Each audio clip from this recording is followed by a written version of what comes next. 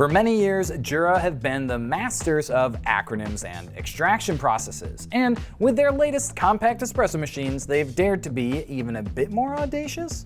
With an eye-catching design, full-size 16-gram brew group, and the all-new light extraction process, JURA tempts you to step into what they refer to as a world of indulgence.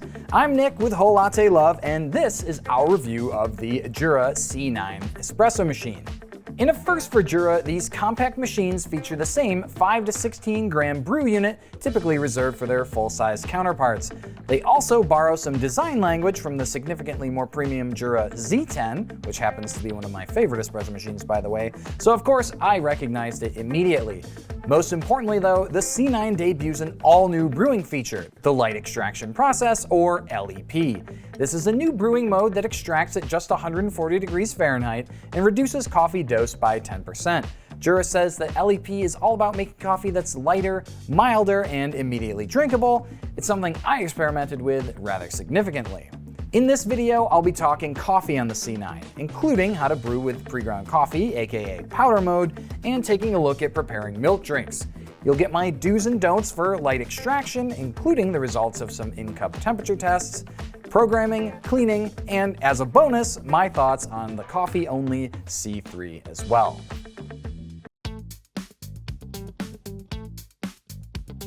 So if I could describe the look of the C9 in one word, well, I'd actually use two: concave, convex. At the base of the machine on the cup tray, the front panel curves inwards, creating a comfortable spot for your cup, and continues to gradually curve outwards as it rises towards the screen. This design first appeared on the Z10, and it's impressive to see it echoed on this new generation of machines. To cover the basics, both the C9 and C3 are fully automatic espresso machines from the Swiss company JURA, though both machines are actually made in factories in Portugal. They share the same dimensions at 10.2 inches wide, 17.2 inches deep, and 12.8 inches high, and both machines are roughly 20 pounds. Something else that impressed me about the new design was the fact that the reservoir now holds 54 ounces of water and the bean hopper holds 7 ounces. This is an increase over the Enna series, which only holds 37 ounces. To put that in perspective, it's 9 6-ounce cups of coffee versus 6. The increase in size in the bean hopper speaks for itself. It's also worth pointing out that the C3 and C9 have fairly sizable dreg drawers that can hold up to 16 spent pucks, so you're not losing out by choosing a smaller machine. The drip trays are also monitored actively and alert you when they need to be emptied. Both machines use JURA's Clear Smart Plus water filtration system and prompt you to program water hardness on initial setup. This determines filter life and/or descaling frequency. When using the filters as directed, you will never have to descale either of these machines. If you're familiar with JURA or even Gaggia Super Autos, the controls on these machines will be very comfortable. With 2 buttons on either side of the screen, the top row for drink selection and the bottom row for navigation, the C-Series keeps things simple. In fact, one of my favorite changes on the C9 is that JURA opted for a traditional screen with buttons rather than a touchscreen. It's a back-to-basics approach that alleviates potential control issues stemming from putting touch controls on such a small screen. To brew a drink, just push the button next to the image on the screen. To program that drink, press and hold. The bottom left button lets you enter world selection and the settings menu, while the bottom right button scrolls through options. The C3's controls are more or less the same as the C9's, but it has a more retro dot matrix inspired display with some color accompaniment. The text can be a bit limited and at times felt almost intentionally so. That said, for a machine that only brews espresso and coffee, I suppose robust navigation might be just a bit superfluous. JURA machines are consistently some of the fastest and quietest super automatics I've used, and the C9 still impressed me with just how quiet it was. Just tap the button next to the drink you want to brew and you're off. You get a short window to adjust coffee strength, but the grinder is so quick that you'll usually want to program drinks ahead of time. The C-Series uses JURA's professional aroma grinder, which has conical steel burrs and 7 steps of grind adjustment. My preference is to set it to the finest setting when you're looking for the strongest flavor. Espresso is hot and strong, and I enjoyed the nuance I was able to taste when brewing our in-house coffees. There are 2 options for coffee-only beverages, coffee of course, and espresso, and what you get is worth the price of admission. Espresso is extracted using Jura's pulse extraction process, which uses a high-frequency pulse brewing to produce richer crema and tastier shots. When brewing, you also have the option to modify drink parameters like strength and volume, and you can select to brew 2 drinks back-to-back. Beverage customization includes coffee strength in 10 steps from 5 to 16 grams, temperature between low, normal, and high, as well as drink volume, which varies by the drink you've selected. I tested brew temperatures at all 3 settings, as well as light extraction, to get the results on my chart. Light extraction sticks to that 140 that Jura advertised. For normal extraction, low to high ranges from the mid-50s to the low 180s. On a final note, the position of beverages can also be changed across several screens so you can more easily access the drinks that you brew most frequently. So, light extraction process is new from Jura on the C9, though you can expect to see it on future models as well. The name can be a bit confusing as it pertains to coffee, but light extraction actually has nothing to do with light roasted coffees. It's a low temperature extraction that reduces temperatures to 140 degrees and decreases the dose of coffee in the group by 10%. In my testing, this translates to a very mild cup. I tested L.E.P using both light and medium roasts as espresso and long coffee. In my personal experience, it's definitely better when used for long coffees, as the espresso would get far too cool for my preferences. I found that light roasts tended to be a bit less complex, with acidity strongly emphasized in the cup, while the medium roasts, especially blends that contained Robusta coffees, were significantly toned down and, yes, more mild. To brew using light extraction, you select it via the World Selection menu. The screen turns a shade of orange to let you know.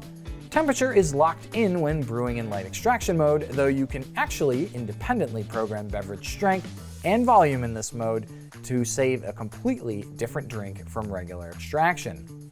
Now, it wasn't enough to simply drink the light extracted coffee. I had an urge to find out exactly how cool the drinks actually were. So I grabbed our multi-channel logger and started my testing.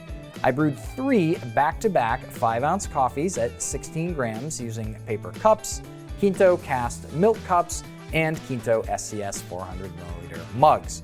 My goal was to emulate common cups found in the average cupboard while also testing the impact of different materials on in-cup temperatures.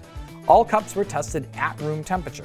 Unsurprisingly, cup selection did matter, with thicker ceramic cups lowering the temperature of the coffee to nearly 110 degrees Fahrenheit, whereas the glass and paper cups were closer to 120 degrees. I brewed each test coffee back-to-back in order to demonstrate the impact of repeated brewing on in-cup temperature. As you can see, there was an increase, especially over the first drink, and this may matter if you find that light extraction is actually a little too light. If you're going to use light extraction, here are a few tips I found really helped. Again, that cup selection really does matter. Thinner walled cups absorb less heat, resulting in hotter in-cup temperatures. Thick ceramic or metal travel mugs can steal 10 degrees or more from your drink, so if you have a cupboard full of gigantic World's Best Dad mugs or novelty cat mugs, your mileage on L.E.P may vary. It's also worth noting that there's no hot water dispenser on the C9, so if you want a slightly hotter light extraction or coffee in general, you can always run a rinse cycle. Now, I'm not talking about letting the machine rinse into your cup when you first turn it on.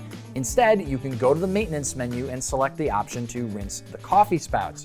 This is similar to a technique I use on Gaggia espresso machines called pulling a blank shot, and it runs hot water through the spouts and into your cup to preheat them prior to brewing.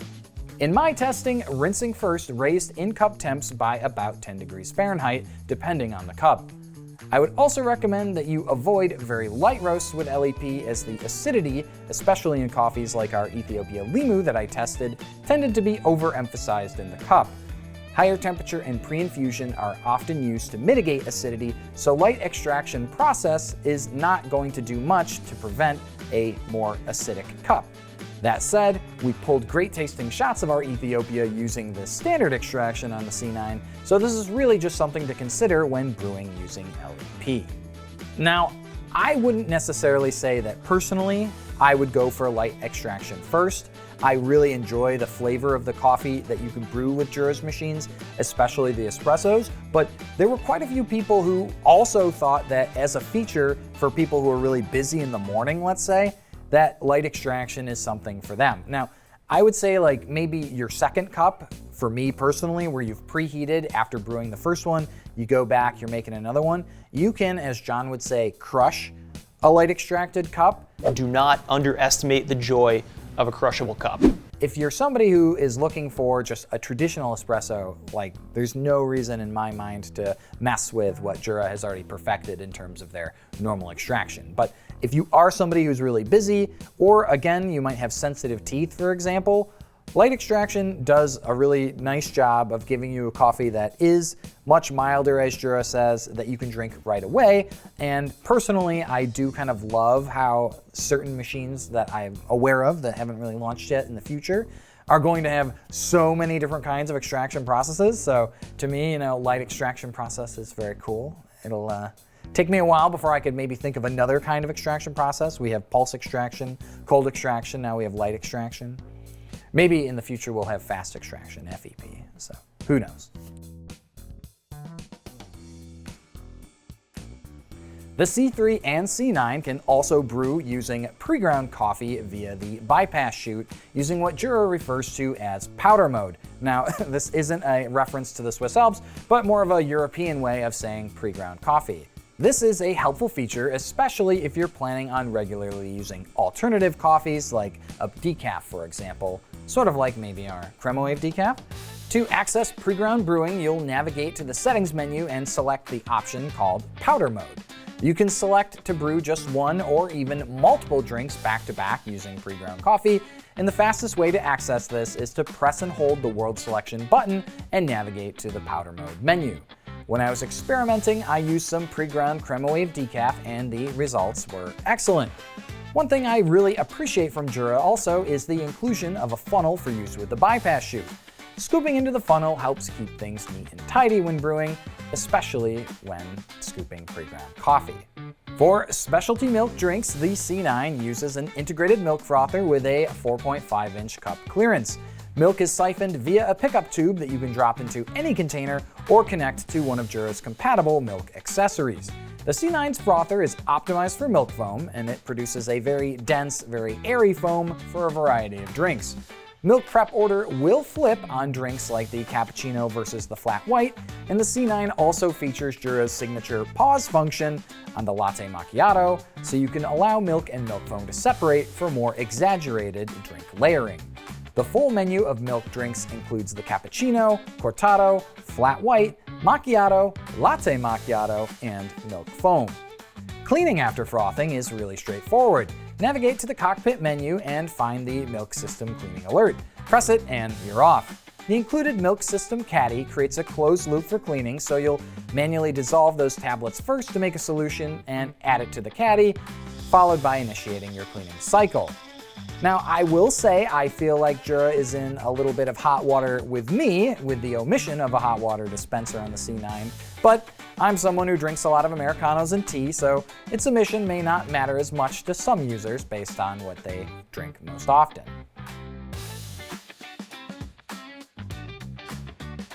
Now, as a recap on the C3, this is the C9's coffee-only sibling.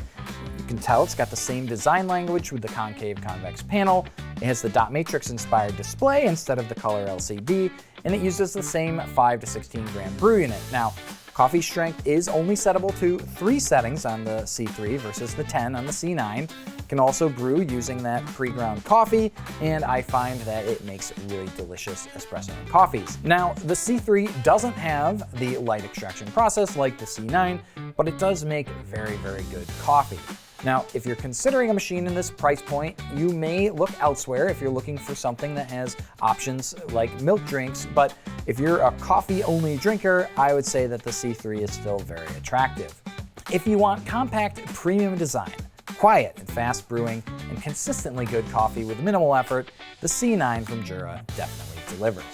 Light extraction won't replace traditional brewing, at least not for me, but for quick, lower temperature coffee or heat-sensitive drinkers, it's a genuinely useful option. Milk drinks on the C9 are simple with impressive foam and easy cleanup. If you must have hot water dispensing or deep milk customization, take a look at that JURA C9. I've mentioned it a few times. It's one of my favorites in that regard. Bottom line though, the C9 is a refined, modern super automatic that brings real innovation to JURA's compact category. And if convenience with quality is your priority, it's a strong contender. And that's my review of the C9 espresso machine from JURA. If there's something I missed that you want to learn more about, or anything else coffee, let us know in the comments and we'll get back to you. And if you're not subscribed yet, you know what to do. I'm Nick, thank you so much for watching, and we'll see you next time at